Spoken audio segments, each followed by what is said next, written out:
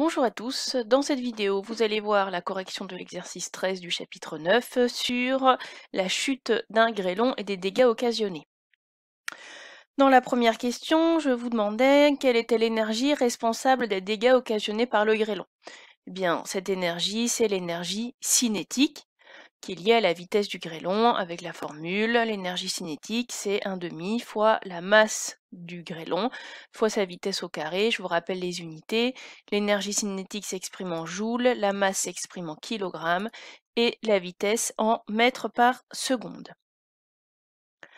Ensuite, je vous demandais quelle force s'exerce sur le grêlon.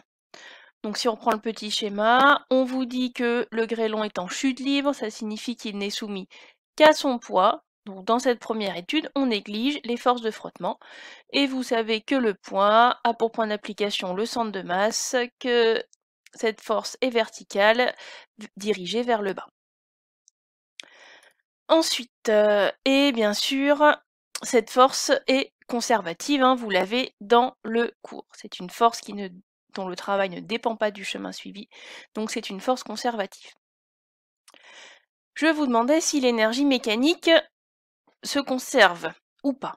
Ben pour ça, il faut aller chercher sur la carte mentale le théorème de l'énergie mécanique, qui nous dit que la variation de l'énergie mécanique, c'est la somme de travaux des forces non conservatives. Ici, on n'a qu'une seule force, le poids, et cette force est par définition pour vous conservative. Donc le poids est conservatif, qu'est-ce qu'on peut dire? Eh bien, que la variation de l'énergie mécanique vaut 0, puisqu'il n'y a pas de force non conservative qui s'applique sur le système. La variation de l'énergie mécanique égale 0, ça veut dire que l'énergie mécanique se conserve. Donc elle est la même tout le temps, hein. Si la variation vaut 0, ça veut dire que l'énergie mécanique ne varie pas, ce qui est synonyme de l'énergie mécanique se conserve. Ensuite, je vous demandais de calculer l'énergie mécanique au point A. On reprend le petit schéma et, avant de faire tout calcul, comme je l'ai dit dans les corrections précédentes, on fait le bilan de ce qu'on connaît sur notre système au point A.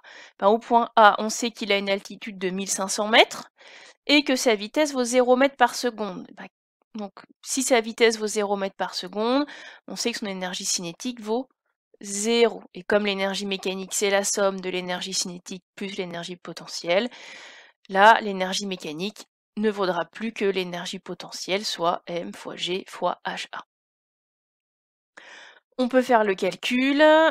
La masse, c'est 13 grammes. Attention, il ne faut pas oublier de convertir les grammes en kilogrammes.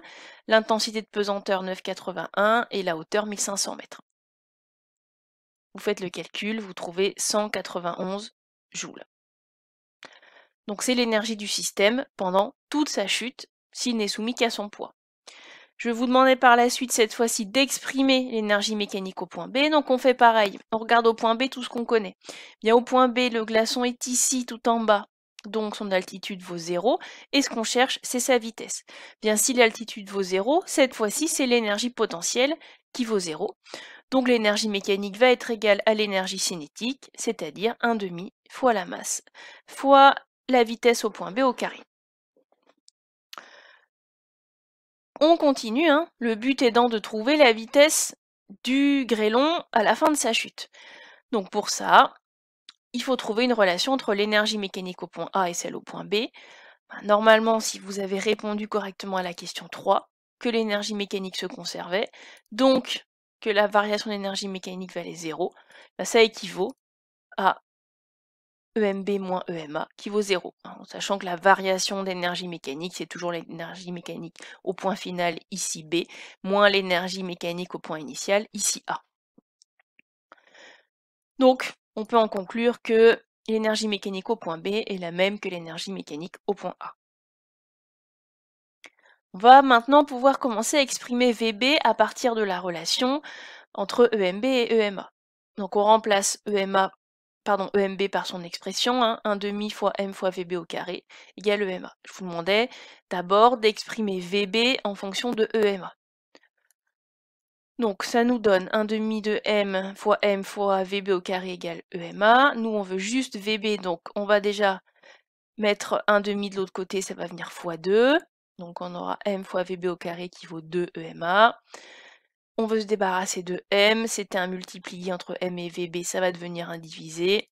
Donc on aura VB au carré égale 2 fois EMA sur M. Pour avoir VB, eh bien, je prends la racine de 2 fois EMA sur M. Voilà l'expression de VB en fonction de EMA. Maintenant, en fonction uniquement de G et de HA, ben, on va remplacer EMA par son expression qu'on a trouvée dans la diapo 1. On a donc EMA qui vaut M fois G fois HA. On l'a dit, puisque l'énergie cinétique au point A est nulle, puisque le grêlon tombe sans vitesse initiale, c'est uniquement l'énergie potentielle. Qu'est-ce qu'on remarque? On a M au numérateur, M au dénominateur. On peut simplifier et on aura VB qui vaut 2 fois G fois H. On va pouvoir le calculer en remplaçant donc l'intensité de pesanteur par 9,81, la hauteur 1500 mètres. Si vous faites le calcul, vous trouvez 172 mètres par seconde. Ça doit vous sembler très grand. Après, pour essayer de comprendre cette valeur de vitesse, on demande de comparer VB à V'. V' étant la vitesse que peut atteindre un glaçon au sol qui a été mesuré. Donc, V', on vous dit, c'est 160 km par heure. Pour comparer, on va déjà mettre dans la même unité, même si on voit bien que VB en mètres par seconde est déjà plus grand que V' en km par heure. On convertit VB en km par heure. Donc, il faut multiplier par 3,6 et on trouve 618 km par heure. Qu'est-ce qu'on constate? Que VB est très supérieur à V', la vitesse moyenne calculée pour la vitesse des grêlons au sol. Pourquoi cette différence? Puisque dans toute notre étude théorique, on n'a pas tenu compte des forces de frottement qui sont ici assez importantes. On pourrait aussi tenir compte de la poussée d'Archimède dans l'air. C'est un deuxième facteur dont on n'a pas parlé, mais là, la force principale qu'on a oubliée, c'est les forces de frottement. Donc on va regarder si on a des forces de frottement, ce que ça peut donner pour la variation de l'énergie mécanique. Donc on veut recalculer delta EM, cette fois-ci en tenant compte des forces de frottement. Bien, on repart de l'expression de delta EM, c'est l'énergie mécanique finale, donc EMB, moins l'énergie mécanique initiale, donc EMA. On remplace EMB et EMA par leur expression, donc au point B, pas d'énergie potentielle, juste de l'énergie cinétique, donc 1,5 fois M fois cette fois-ci V' au carré. On va prendre la valeur mesurée et pas celle calculée précédemment parce qu'on a vu qu'elle n'était pas juste, moins l'énergie potentielle au point A, puisqu'on sait que l'énergie cinétique au point A est nulle, donc moins mgHA. On peut faire le calcul, la masse 13 grammes, donc 13 10 moins 3 kg. V', c'est 160 km par heure qu'il faut convertir en mètres par seconde, moins donc la masse, fois 9,80 l'intensité de pesanteur, fois 1500 mètres.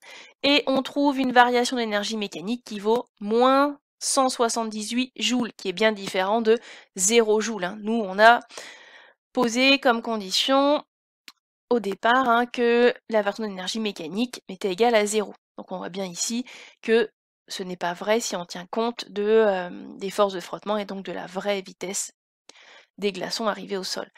Pourquoi on a une énergie mécanique une variation d'énergie mécanique qui est négative? Puisque l'énergie mécanique varie au cours du temps à cause des frottements. Elle est en partie convertie en énergie thermique. Donc avec ça, on peut remonter au travail des forces de frottement. Il suffit de reprendre le théorème de l'énergie mécanique.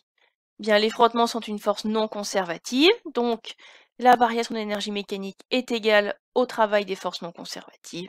Donc le travail des forces de frottement vaut moins 178 joules.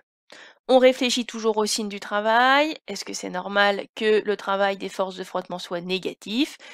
Eh bien oui, puisque les forces de frottement s'opposent au mouvement de l'objet, donc le travail est résistant. C'est pour ça que cette valeur est négative.